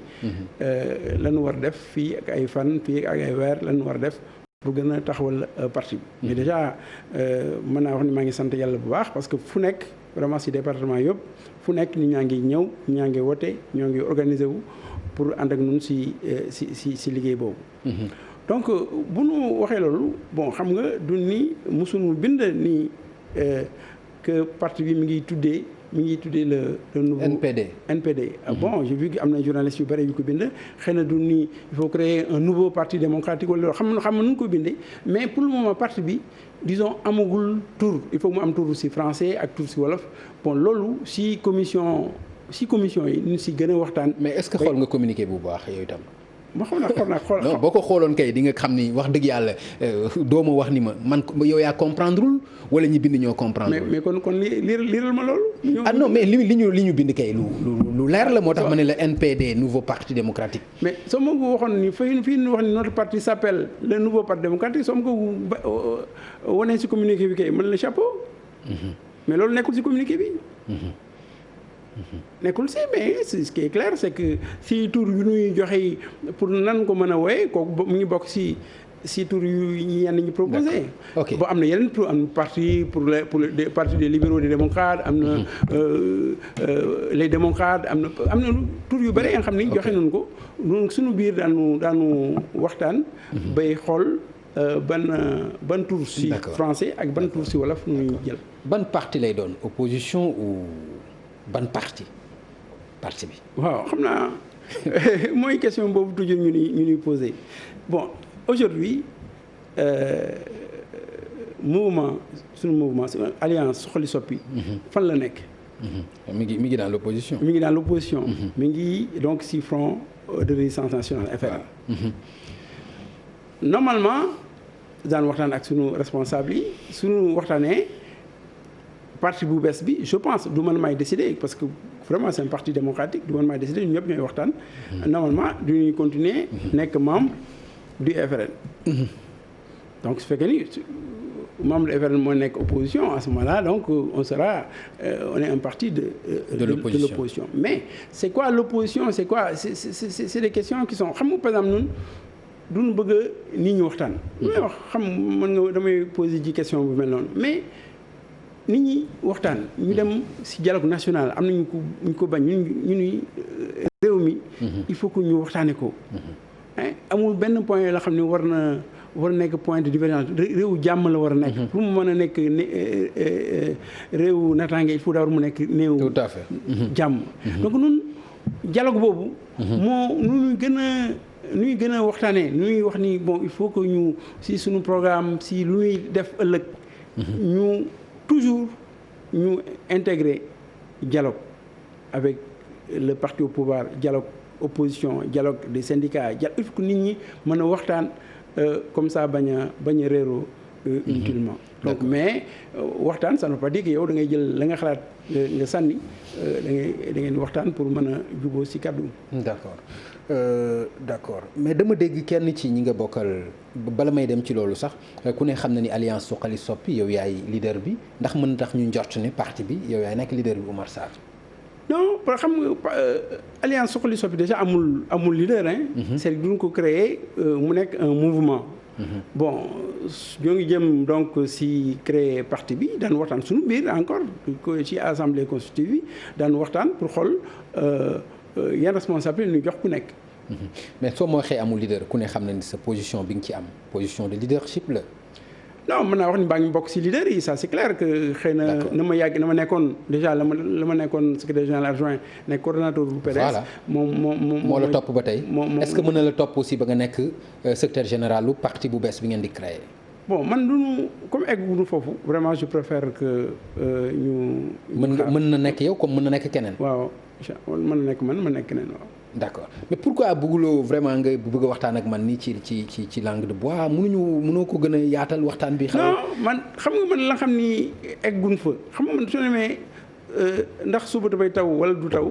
mais xam nga loolu waxuma ko taw moom xam nga fi muy jógee ci waaw si yàlla. waaw mais li ma lay laaj nii politique la aussi. politique la am na lu ci am loo xam ne yow xam nga ko. waaw mais parce que tout à l'heure rek gis naa bi may wax ak yow ci génnu kaso Karim Wade li nga ci nëbb moo ëpp li nga si wax ku ne xam ne ni même boo rôle bi nga ci joué rôle bi ci Madické Niang joué am na loo ci xam normalement. waaw oui mais c'est parti bi l'essentiel aujourd'hui mooy ñi nga xam ne ñoo ngoon biir PDS. ñi nga xam ni nekk noonu sax PDS mais xam nu responsable yi lii suñu ay kayit ak yu mel noonu. ñi nga xam ni ñoo ngi yeneen parti c'est-à-dire ñëw ànd ak ñun ñu créé benn parti bu bees taxawal liggéey boobu ñu doon def avant doon PDS doon def avant si PDS bu ñu xamoon bi. donc c'est ça qui est le plus important c'est-à-dire nit ñu nuy moo tax ba ngay wax dëgg bi ba ngay wax affaire kayit yeeg yooyu ak dëgg beeg yu mel noonu pour ñun dëgg bi finalement mooy lan mooy fexe. bay ñëpp mën a ñëw ànd ak nun c'est-à-dire kon dëgg bi mooy ngeen fexe ba tas PDS. ba tas PDS. bay taxawal la nga xam ni mooy doole PDS. non même suñ ko tuddul PDS parce que duñ dem di tribunal ak yu mel noonu ba di ko tuddee PDS yooyu duñ ko def mais ñëpp xam na ni lu ñuy def lii.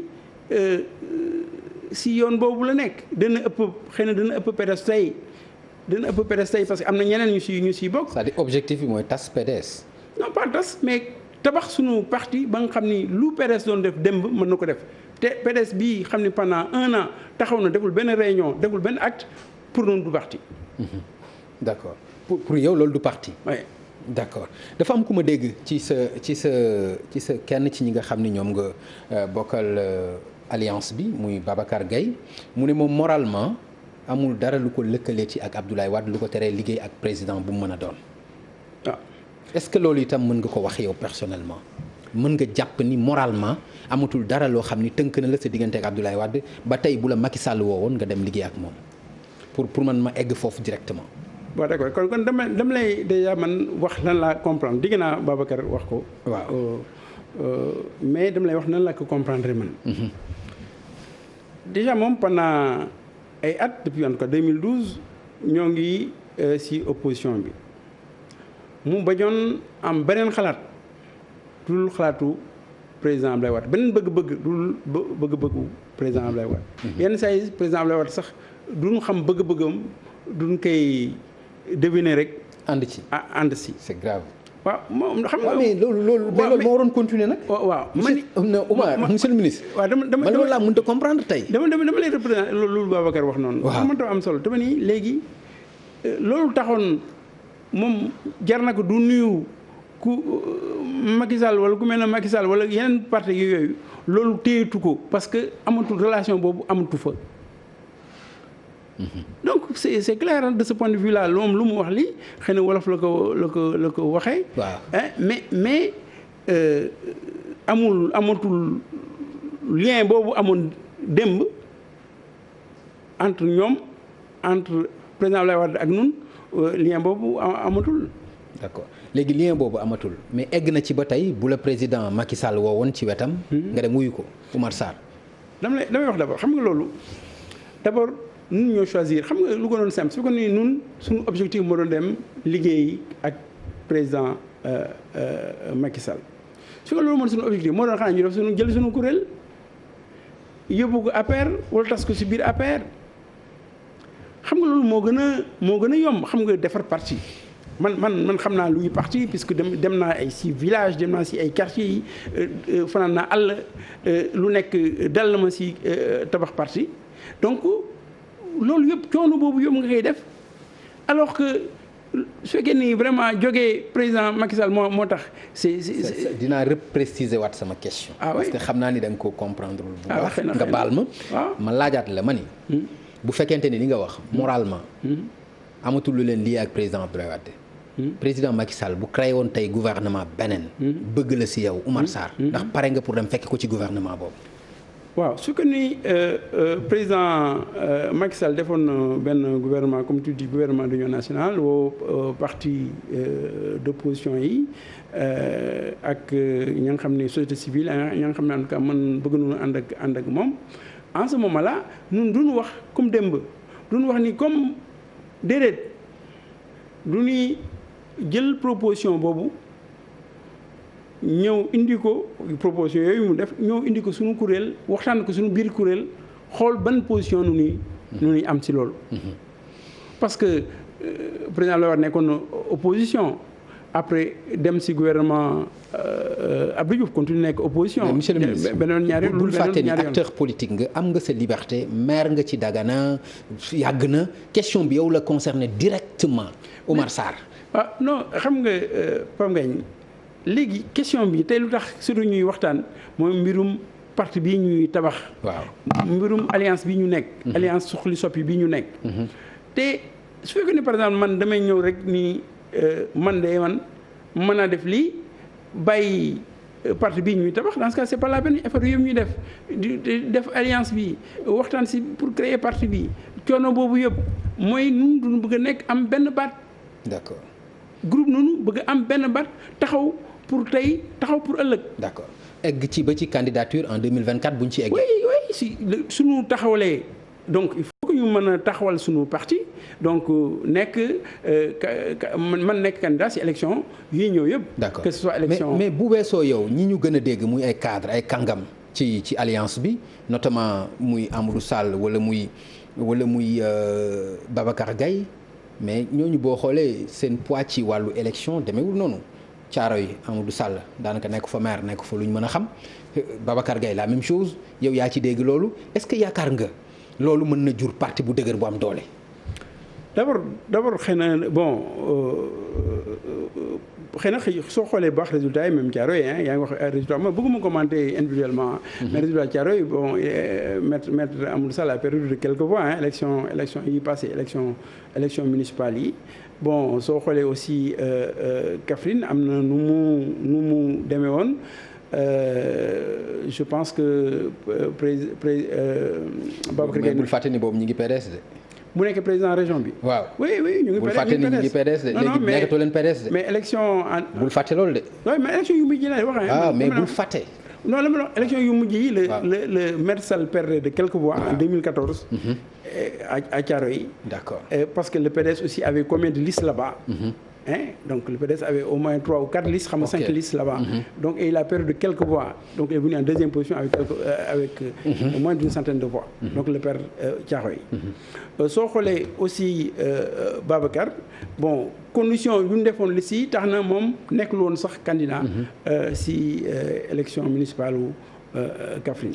Donc bon mais poids boobu Babacar am si département de Kaffrine soo demoon Kaffrine léegi daa xam ni am na ay nitam foofu mais indépendamment de ça am na ñeneen ñoo xam ne maire nu woon ak yooyu ñoom Sara aussi maire ñoom ñëpp ay responsable yi nga xam ne ñu nekkoon nunu maire amoon nunu yeneen. ok d'accord du ñi rek xëy na ngay gis ñu gën a wax mais am na ñeneen am na bon way su gën kay bon d'accord xam naa yéen a ngi joxe rendez-vous bientôt pour une rentrée politique. oui ñoo ngi préparé loolu mais ce qui est sûr c'est que ñun en tout cas gëm nañu lu ñuy def.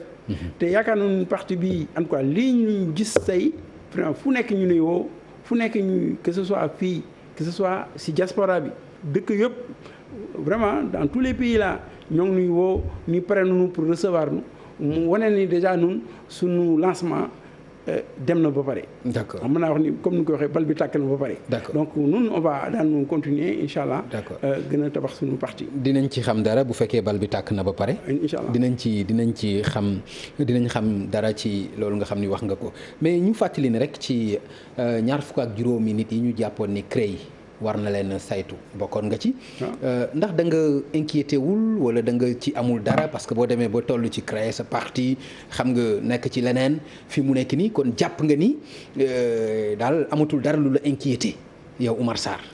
non man amul dara lu ma mosuma inquiété wul dara jamais sur affaire CREI yi xam nga man bu ñu waxee affaire CREI yi seen journal L'Obs la interview ma détaillé sama bien yi ma mos am yëpp.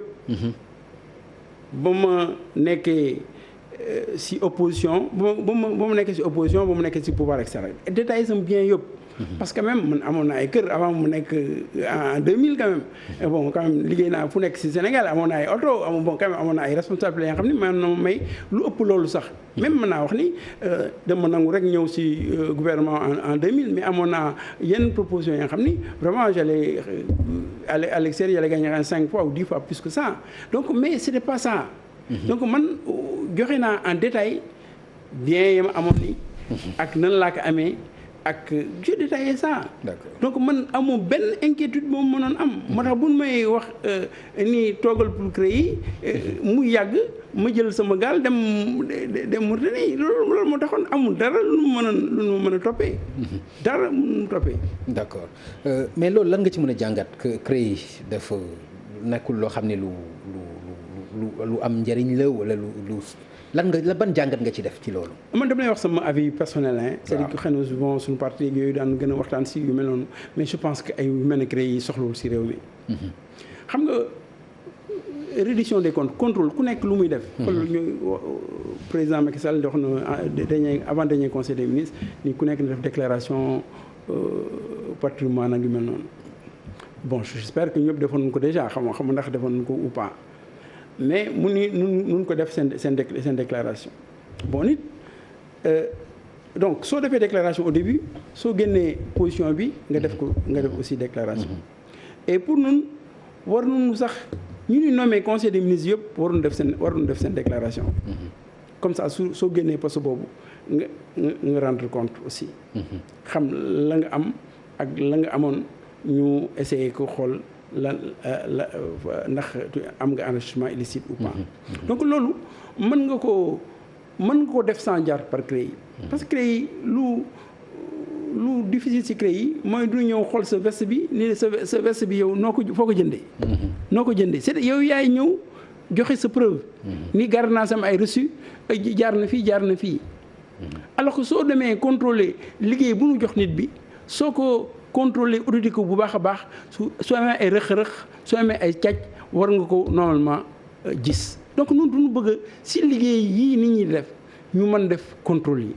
donc sur la base aussi donc si déclaration patrimoine ñu soo génnee ñu mën a xool lan moo si yokku. et vérifier aussi déclaration patrimoine ça ne sert à rien aussi ñu wax nit ñi def leen seen déclaration patrimoine si duñu vérifier ndax dëgg la wala du dëgg. parce que am ñoo xam ni dañu am fukki kër wala 10 milliards entre bind si 1 milliard wala 10 millions. Donc il faut que loolu aussi xëy na liggéeyu OFNAC la ñu xool. nan lañ koy améliorer nan koy yokk gën leen renforcer aussi ñoom OFNAC nan koy yokk. waaw contrôle yi gën a bare. et ensuite pour ñu mën a poursuivre. ñu nga xam ne ñu def ay loolu dafay tax ma bëgg a xam sa avis ci rapport yi nga xam ne moom mujj a génn laa te IGE def ko muy les 4 rapports yi génn dégg nga ci lu bëri loo xam ne mën nañ ko jàppee ay rëq-rëq yi ay scandale lan la ban enseignement nga ci tiré ci rapport yooyu tukkee ci IGE. bon boo xam ne liir naa si liiruma rapport yëpp liir naa si lu génn si journaux yi. bon wax naa déjà man CREI yi yaakaar naa ni war na. loolu féete na loolu dégg na war na dañ. mën naa wax ne sax ni ay yu mel ne ay au conseil ay jugement yu ñu def jugement spéciaux yu ñuy def yi si ministres yi wala yooyu sax mën na dañ. bon mais l'essentiel si la may wax ni mooy mbirum OFNAC. IGE xam nga IGE am na. OFNAC am na. Cour des comptes am na. c'est-à-dire il faut que ñu xool si ñetti kuréel yooyu nan ñu fexe bay mu nekk même liggéey c'est-à-dire kenn bañ a rëcc. parce que xam nga lu waxee IGE ñu ne non Cour des comptes dugg na fa ba pare man mënuma fa dem. ñun la OFNAC ñun non Cour des comptes ma nga fa wala OFNAC ma nga fa mënuma fa dem moom tax quelquefois nit ñi di wax ni rapport bi génnul rapport bi génnul. donc il faut que ñu harmoniser loolu yëpp parce que sunu la lutte pour la transparence pour man lutte bu am solo la pour dëkk yu mel na Sénégal. dañuy dellu siwaat un peu rek ci seen parti ak PDS. mën nañu wax ne am na benn poste député aussi bu ngeen ameel PDS notamment bi nga xam ne Aziz Diop moom moo fay siéger Abdou Aziz Diop benn ku ko xam Oumar Sarr ndax loolu aussi ban taxawaay ngeen ci am ci loolu. non xam nga si PDS am na ay député yoo xam ni ñoo ngi am na député bare ñu waxtaanal xam PDS soo bëggoon xam dem biir PDS xool ñenn dul waxtaanal. waaw mais man notamment xam nga ñi ngeen di waxtaanal xaw ma leen mais dama xam koo xam ni yéen a ngi wax yéen te kooku ku ko xam ku la xam na ko. muy Abdou Aziz Diop sama rakku voilà donc mu ngoog donc dama bëgg a xam ba xam poste boobu da ngeen koy delloo waa PDS wala lan moo ci xew ci le cas Aziz Diop. dama bëggoon préciser d'abord ni vraiment ñun ñu ngi waxtaanal PDS actuellement. ñoo ngi waxtaanal ak ñu bare ñi nga xam ne ñoo ngi si PDS actuel te je pense que fii ñu créé parti wala après daan fexe bay ñu ëpp si ñoom en tout cas ñu mën a ñëw ñu war a toog foofu toog continuer def yeneen liggéey mais si biir si la nga wax si Aziz Diop wax naa ko sax si journaux yi ma ni Aziz bon mandat wu PDS la yoree. donc mandat wu PDS comme si élection yi passé bon donc pour ñun moom waxul ni man encouragé wu mu ko man personnellement encouragé wu mu ko si mu ànd ak ñun tey. ah bon parce que am na mandat wu PDS su am na ñu bare ñu am yaakaar si lu mu mën a liggéey si assemblée. li nga ko encouragé mooy mu bàyyi ba mandat bi jeex mu doog a ñëw. ah moom mooy xool. non attends da nga ni encouragé wuloo ko. man nga encouragé wu ko tey daal en tout cas mu ñëw PDS c'est clair. mais attends Oumar bëgguma xam ko ñëw PDS su ñëw dama lay wax d'abord nit ñi téléspectateurs yi pour mën a comprendre ku démissionné.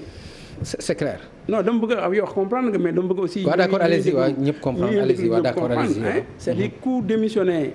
ce parti nekk à l'Assemblée nationale. da ngay perdre en même temps ce poste député.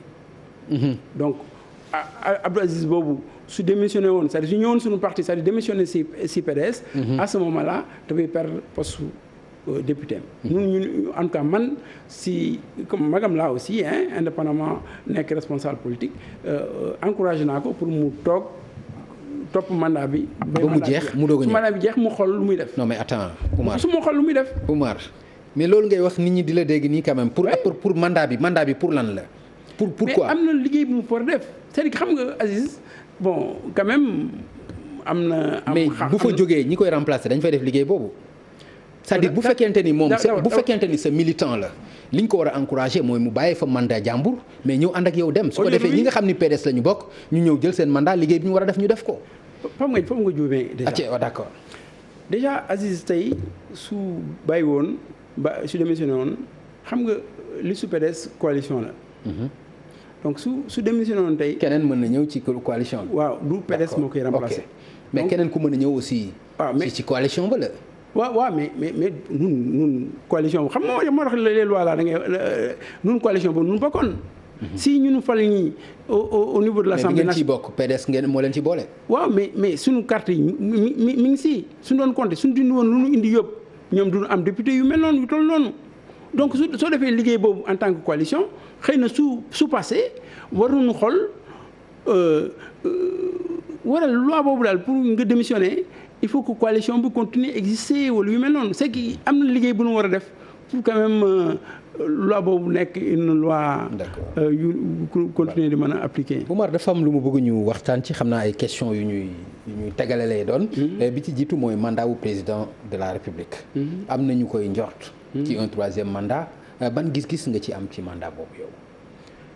bon man gis naa liir naa lu bare gis naa ñu wax ñu bare mais moom si boppam waxoon na ni ñetteelu mandat je pense que intéressé wu ko.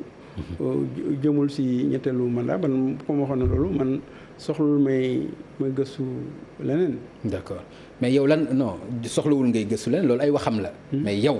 en tant que leader war nga ci am sa waxu bopp. doo sukkandiku ci waxam rek nga ni non su ma wax la comme dafa nekk sa leader je pense que du sa leader moom Macky Sall. non xam nga damay wax dama ne la moom nee na. waaw 3e mandat indi xam nga li 3e mandat moom mënul am 3e mandat. si soo déggee lu mu waxoon xam nga bëgguma ñëw di yàq waxu nit mais soo déggee bu baax a baax lu mu waxoon moom moo doon ni moom jëmul si 3e mandat.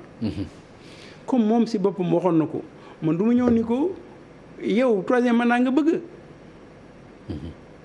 xam nga ko si. mais yow personnellement est-ce que am na droit 3e mandat moom président. xam nga ko waxtaanu juriste di liir naa xam man aussi damay liir ne. waaw liir naa ay juristes yu wax ni légalement mën na am 3e mandat. waaw liir naa ay juristes yu wax ni mënul am 3e mandat. c'est comme avant avec Abdoulaye Wade ñi pour ñi contre. ñii mënul am 3e mandat ñii mën na am. ensuite du mujj dem. waaw mu forcé am ko. waaw dafa dem déjà dafa dem. conseil constitutionnel ni mën na am. waaw ensuite bu mu kon conseil constitutionnel ni mën na am ba pare mu dem présenté wu. à ce moment-là nit ñi d'accord ak lu mu bëggoon. d'accord mais man dégguma dara lu leer ci position 3e mandat wu président Macky Sall venant de vous. lan nga ci lu dul rek li loolu la wax loolu ngay jàpp yow. dama ne pour man débat bi. donc bu subaa bu waxaatee dafay def 3e mandat loolu ngay jàpp aussi. non dama ne su waxee ne dafay def 3e mandat ma dem la ma déggagum. waaw mu wax waaw. et ma wax naa leen aussi pour man am na juriste yu wax ni 3e mandat mënul am na juriste yu wax ni 3e mandat mën na am. man je suis clair dans ça. D'accord. Mais pour moi puisque moom su demee ba maintenant nii 3e mandat la bëgg. mais là ça devient un problème politique il faut que ñu xool lan la droit bi wax. ok dañuy xaar ba boobu ñu doog a xool lan la droit bi wax. pour le moment nee na moom nee na xalaatul am 3e mandat. yow gëm nga loolu mu wax aussi. mais lu tax du nga ko gëm. d'accord donc c'est bon loolu c'est important comme gëm nga ko te amul lu war a mën a tax ba doo ko gëm. day tax ma dellu si seen ay rapport yan relation la yéen parce que PDS wax nañu la est-ce que mën ngaa wax ni gisuloo Macky Sall nga tontu leen ne leen gis naa ko affaire Karim Wade laa doon wax ak moom ndax gisee boobu rek nga gisee ak moom amul yeneen gisee yu ngeen gisee. non après y a eu le dialogue et tout ça mais y a eu tout ça. lan la wax non dialogue dem naa ay réunions yoo xam ne te seen foofu par exemple. ok bon mais ci benn rencontre bu privé amul. non lu privé. non lu privé y a pas amul rencontre privée mais lu gën am solo si loolu c'est que man ak Macky Sall ak ñun ñëpp ñoo bokkoon daara bi. xam nga bon Macky Sall man sama xarit la woon si biir daara boobu. xëy na lu tax ma ñeme wax Karim Wade may ma seeti ko xëy na relation boobu amuloon dara lu ñaaw suñu diggante. man en général àdduna du ma jay yàlla maa ngi sant yàlla àdduna du ma jay bay ma xalaat leneen wala def leneen la nga xam ni jaaduwul. parce que ñun ñëpp ñuy jàll. yaa ngi wax sànq Cheikh Sadibou Fall. tout à fait donc àdduna du dara. donc soxlu ñuy appuyer si yenn yi bon donc si daara boobu man sama xarit la woon mu bokkoon si ña nga xam ne ñoo gënoon nekk sama xarit si biir daara boobu. kon sa xarit la ba tey. sama xarit la. ba tey. waaw mais soxlawul c'est-à-dire que xam nga mën ngeen nekk xarit comme nu amoon. xarit la woon temps yooyu ma ñuy wax ku dëgër yooyu. contre moom. ba nga dem kaso ba ñu dem kaso ba moom yóbbu ma kaso sama xarit la mais moom yóbbu kaso. enfin su waxuloon ni bu ma dem naa dem kaso xam naa ne du ma dem xam nga procureur muy fonctionner ak juge mais je suppose que donc procureur général mooy gouvernement bi rek. ñoom ñoo joxe seen. donc moom moo gën a nekk sa xarit que Karim Wade. non Karim disons sama xarit la aussi parce que man maa ngi gën a xam. ba ma nekkee man. donc question bi mooy Macky moo gën a nekk sa xarit que Karim. waaw moo tax ma répondre la. man du ma daw question. mais bii yaa ngi ko bëgg a daw non dama la bëggoon parce que réponse bi dafa war a. non dama expliquer parce que ni ma nga répondre rek mën na yàq sama wax. dama bëgg wax ni Karim man maa ngi gën a xam bu nu nekkee opposition. bu mu nekkee pouvoir man daaw nu gis chaque fois muy ànd ak Macky Sall. mais daaw nu bare man lu ñu gisee bu nekkee pouvoir.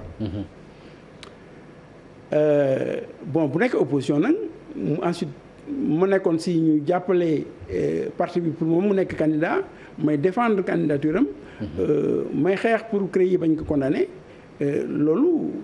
jóge woon noonu amul dara amul benn semaine bu dul gisee di waxtaan bu mu nekkee droit aussi dem naa droit man ñaari yoon je crois ensuite waxtaan nañu waxoon na ma dafay ñëw tout ça mais yooyu yëpp am na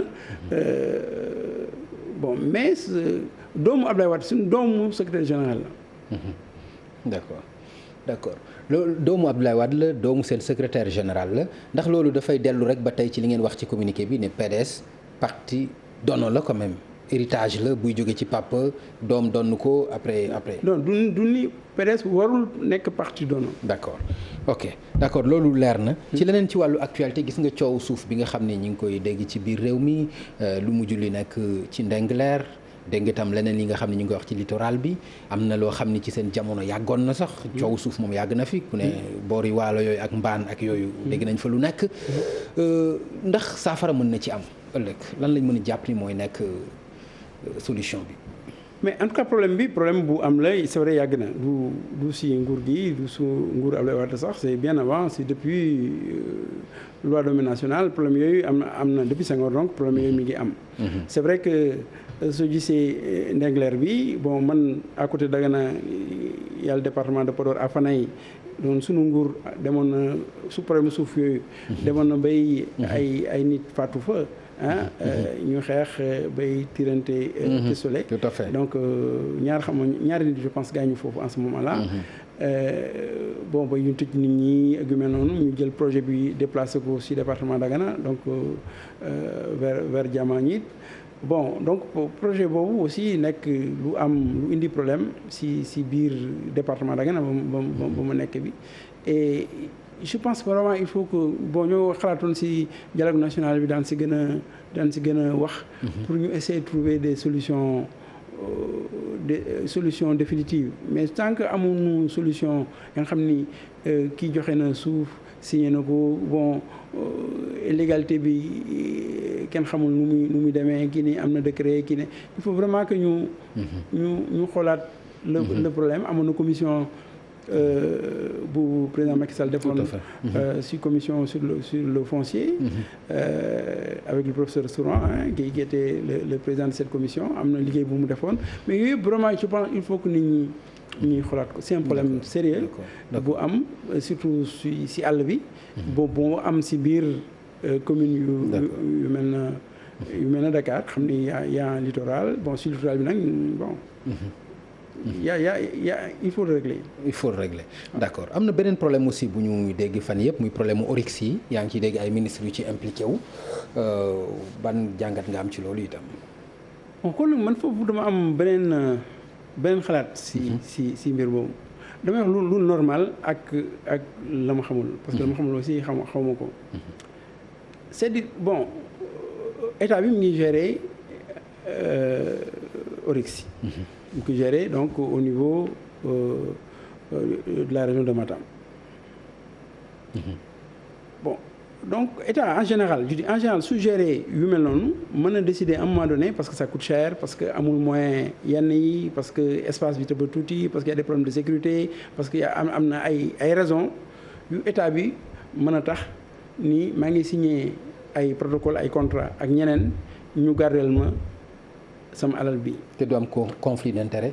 non si moo tax ma ni dafa am contrat en général si biir contrat boobu nu war a wax ni yow mii ñu ko jox yaa ko war a dundal yaa ko war a wax lu mu war a def yëpp. yaa sécurité bi yaa ko war a def su amee su feebaree yaa ko war a faj ak yu mel noonu su juree par exemple je dis su juree ñetti yoon mën nga jël benn bi état bi jël ñaari. yooyu mooy protocole normalement état loolu du problème pour état mën na signer. d'accord un protocole comme ça mais man nag dégg naa ñu ne am na protocole dégg naa protocole kii lii xam lu mel noonu. bon je sais pas. donc yow gisoo ci benn problème. gisuma contrat yooyu. waaw xam la yan. gisuloo convention yooyu quoi. waaw protocole waaw protocole nu ko wooyee. gisuma protocole yooyu bay man et puis lu mu jaaxal mooy pourquoi le ministère n'a pas communiqué sur le protocole parce que signer protocole rek du faute. Ça dépend lu nekk ci biir protocole boobu. te au début je pense que bu ñu commencé wax yooyu ñoom duñu waroon gën a biral. lan moo nekk ci protocole yooyu ñu signé bay jël Russes yooyu yóbbu ko kéwal yooyu yóbbu ko ci loxo yeneen nit. bon dégg naa ñu am na ay ministres dégg naa ñu ni am na ay sociétés privées ya nga xam ni bon du doon garder yeneen bàyyi ma ñu jox leen ko. mais yan contrat yan. protocole yow sa problème yi mooy contenu protocole bi mooy sa problème. oui d'accord mais acte bi du problème pour yow. a priori acte bi. mën na bañ a nekk problème mais contenu bi soo liiree contenu bi daa xam. ci nga mën a édifier wu. waaw ci nga mën a xam ba xam jaar na ci yoon wala jaarul ci yoon. mais pour yow acte bi mënul am problème même bu fekkente ni ministre de la République moo ci melewu. waaw xam ministre bu jox boppam day am xam nga c'est un peu les problèmes là et ça pose même problème yooyu nga doon wax mooy problème mu nan la contrat yi bon ça c'est déjà proposé le problème de l'OFNAC hein. C'est-à-dire am na ña nga xam ne est-ce que mën nga jox sa bopp. c'est ça d'abord ça pose un autre type de problème mais indépendamment de ça. c'est ministre mën na si yeneen ministre wala en tout cas il peut y avoir un protocole entre des privés ak l'État. mais il faut que protocole boobu vraiment leer. wax lan mooy responsabilité que alal bi état bi moo ko moom. privé bi moo décidé téye ko pendant un certain nombre d'années et ensuite lii la si am lii la si état bi di am. moo protocole mais état bi à tout moment su constaté ni privé bi deful lu mu waxoon si bàyyi ma yooyu. état bi da ko war a récupérer immédiatement. donc ça xam protocole bi. malheureusement temps bi dab nañu. mais du ñàkk rek ñu wax un peu. ci li nga xam ni moo xew itam ci biir APR dégg nga saaga yi nga xam ni dégg nga ko mu dox ci seen biir Moustapha Cissé Lo fii Farba Ngom fële Yakham Mbaye fële ak coow li nga xam ne indi na ko ci ba ki nga xam ni mooy Moustapha Cissé Lo ñu démettre ko en tant que vice président ci assemblée nationale loolu tam gis nga ko. waaw ma gis naa sax bon ñi nga xam ne ñoo ngi woon biir APR ñëw di ñu wax lu nekk bon mais. di ñu wax lu nekk c'est-à-dire ñu nekk APR di leen wax lan. non après ñu génne APR yi di wax ni bon nun comme sànq la nga wax ni duñu bëgg a tas PDS moo tax xam nga lu nekk wax mais c'est-à-dire man saaga yooyu man biir déglu naa ko bon man saaga yooyu xaw ma ko. du sama c'est-à-dire jaaruma daara yooyu daal. bon donc man damay jaaxal sax. même nit bu amul kër si état bi ak dem bay egg si saaga yooyu. affaire xëy na wàllu mun saaga xëy na je sais pas en tout cas bu man kenn yaruma noonu donc ba ma dégloo loolu vraiment lu ma xaw a jaaxal la et je pense quand même que su demee bay parti ba nga xam ne moo yore état yu mel noonu am si c'est-à-dire que vraiment am na ay problème. d'accord.